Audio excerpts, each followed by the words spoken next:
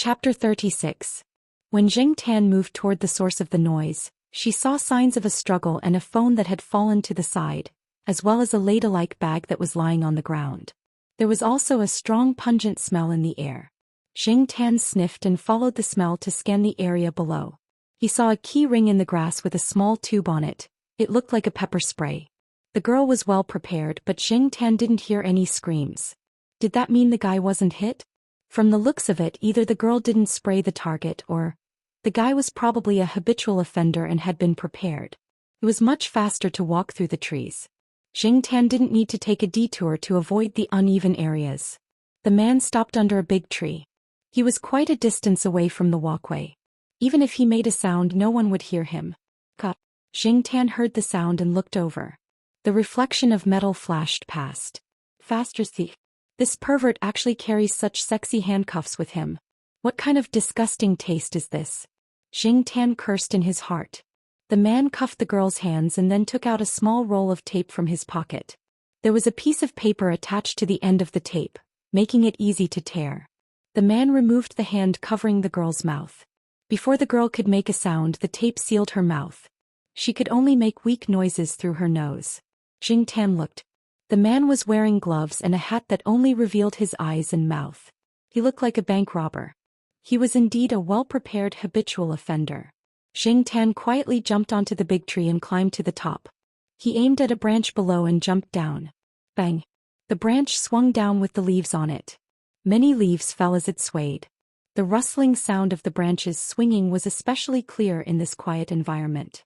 The man in the hat held the girl down with one hand and unbuckled his belt with the other. He was ready to fight with his gun when the sound above him startled him. The man looked up warily, but it was too dark to see anything. He could only see the swaying branches in the dim moonlight. However, there was no wind now and the surrounding branches were all still. The swaying branch above his head was like a ghost, waving at him. Was it a bird? The man thought. At night, all the birds had returned to their nests to rest. Furthermore, it was the middle of winter and it was at night. How could there be birds coming out? Could it be that there was a bird's nest in this tree? Or was it some other animal?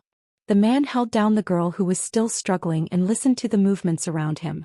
There seemed to be some noise, but it didn't seem to be human. Shaking off the doubts in his heart, the man turned around and prepared to continue unbuckling his belt. However, there was another bang above his head, louder than before. Originally, he didn't want to pay attention to it, but the cracking sound above his head made him forcefully suppress his desire. This was because a branch as thick as a child's arm had fallen from above, carrying some leaves that hadn't fallen yet. When he raised his head, it just happened to hit his face. Ah! The man let out a cry of pain. In addition to the pain of being hit by the branch on his face, the leaves also swept into his eyes. The girl who was pressed to the ground took advantage of this gap to get up and stagger, wanting to escape. However, she only took 2 steps before the man grabbed her ankle. She tried to kick but couldn't break free. She was already exhausted. Awoo! A strange cry made the two people's movements stagnate at the same time. This cry made it difficult to distinguish what animal it was. Oof. There definitely wouldn't be one here. After all, it was on campus. Wild dog. That was possible. The man took out a folding knife from his pocket. The blade reflected a cold light under the moonlight. Jing Tan hid behind a tree.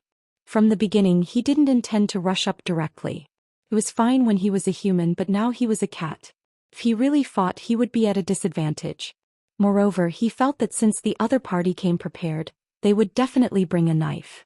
If he rushed up rashly and exposed himself, it was likely that not only would he not be able to save people, but he would also lose his life. Rustle, rustle, rustle. Some noises came from the bushes in the surrounding forest. This made the man even more nervous. Please don't let it be a wild dog. He heard that some starving wild dogs would eat people. He had some chance of winning against one wild dog, but if he were to face a group of wild dogs, he would probably be lucky to escape safely. The rustling sound was getting closer and closer. The man pressed down the person under him with one hand and held the knife with the other, paying attention to the direction of the rustling sound. At this moment, the man suddenly felt a strong force hit his arm from the side. His arm went numb and the knife fell. He himself was also thrown more than a meter away by the force. Jing Tan was waiting for this opportunity. He even calculated the angle and the position of the collision. When the other cats came over, they would create a noise to attract the man's attention. Jing Tan would then succeed in one hit. There was a slope here. After the man landed, he rolled down the slope directly. Jing Tan followed him to take a look. The man probably twisted his ankle and limped away quickly.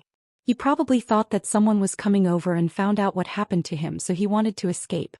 The man would never have thought that it was a cat that knocked him down the slope and not a wild dog or someone else.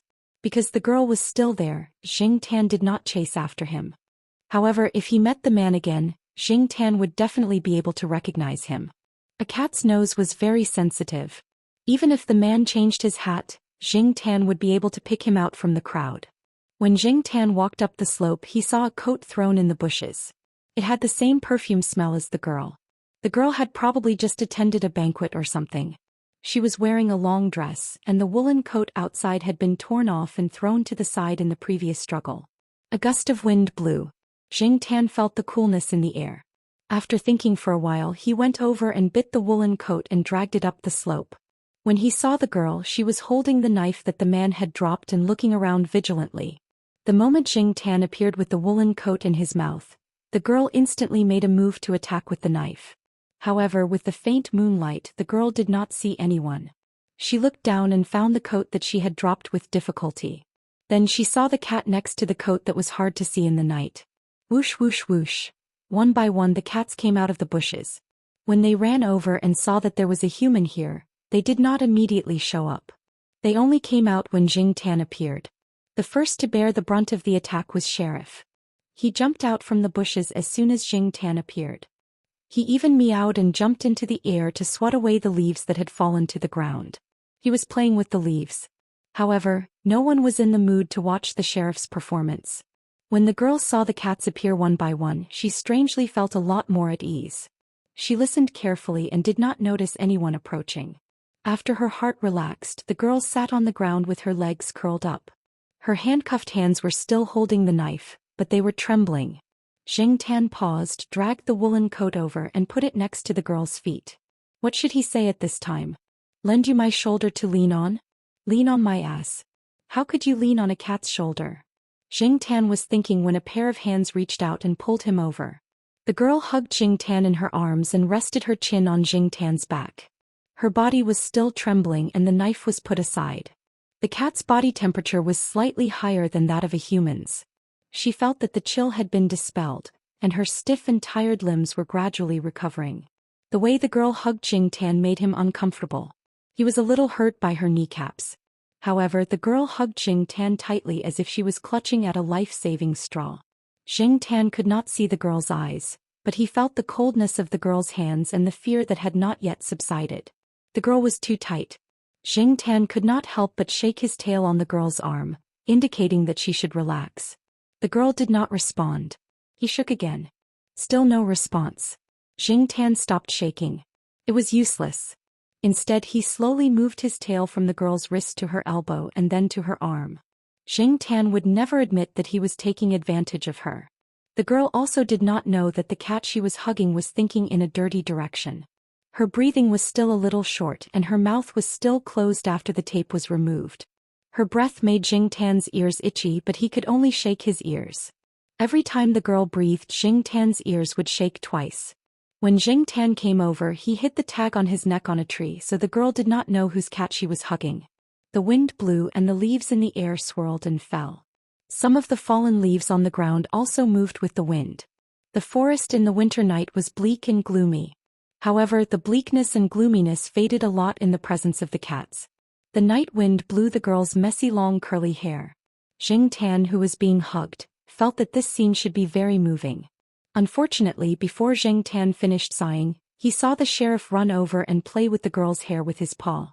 Then maybe he suddenly felt that his butt was a little itchy, so he squatted on the ground and bent down to lick it. *CK, this idiot. He really ruined the mood. I won't call you the next time we come out. Not far away, a cat was teasing Depang, who was squatting there. In the end, the impatient Depang jumped up and pressed down on the cat, causing it to scream. The other cat was originally chasing and playing with other cats, but its attention was attracted by the scream. It did not look in front and directly hit a tree. After hitting it, it pretended that nothing had happened and rolled on the ground. Xing Tan wanted to cover his face. *CK This was too embarrassing. However, because of the stupid actions of these cats, the girl's body gradually relaxed. She was no longer tense and her trembling subsided a lot. Although it was not very comfortable to be hugged in such an awkward position, Xing Tan enjoyed the feeling of being trusted and relied on. When he was released, he felt a little regretful. Thank you all really very much. The girl's voice was still trembling, but from her tone he could tell that she was in a much better mood.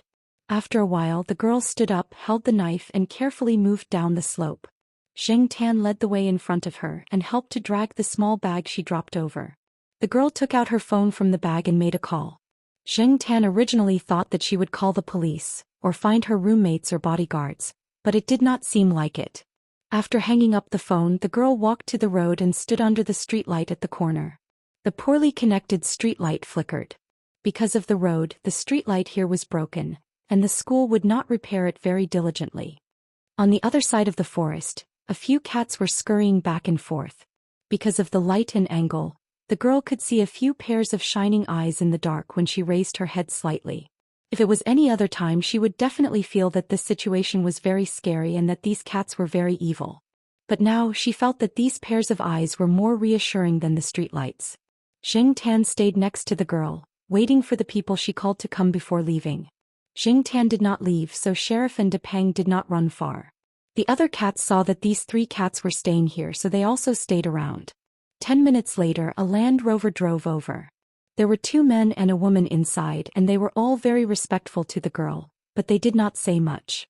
After the girl got into the car, she looked out the window. The black cats that were originally squatting there were no longer there, and the shadows of the cats in the forest were also gone. Xing Tan did not care too much about what happened that night. He went back to take a shower and let the Jiaopa help him dry his fur. Then he crawled into Gu Yuzi's warm bed. Usually he would eat, sleep, run and walk. That afternoon, Xing Tan was lying on the small chair in the Jiaopa's office, sleeping. The Jiaopa next to him was helping a student edit a thesis. Suddenly the Jiaopa's phone rang. Hello. Yunzi, what's up? Xing Tan's ears moved, but he did not open his eyes. He listened to the conversation between the Jiaopa and Yuanzi. However, the phone was not very loud and a construction vehicle happened to pass by outside, making a rumbling sound. The rear of the biology building was being expanded, so Xing Tan could only guess a few things from the Jiaopa's answer. Associate Professor Jiao listened to Yuanzi on the other end of the phone, and his expression gradually became strange. I don't know anyone from Chongwei Group. You know that I've been busy with a project recently, and I don't have much time to go home every day. How could I know someone like that? Yuanzi said something else, and one of his sentences made the Jiaopa's expression change and the corner of his mouth twitched. Is there really a cat on the business card that the chairman of Chongwei Group gave you? Or is it a black cat? Associate Professor Jiao's voice rose as he spoke and he seemed to be in disbelief. Okay, I think I have a guess. I'll let you know when I confirm it. After the phone call, Associate Professor Jiao put the phone on the table and flapped it twice on Xing Tan's head.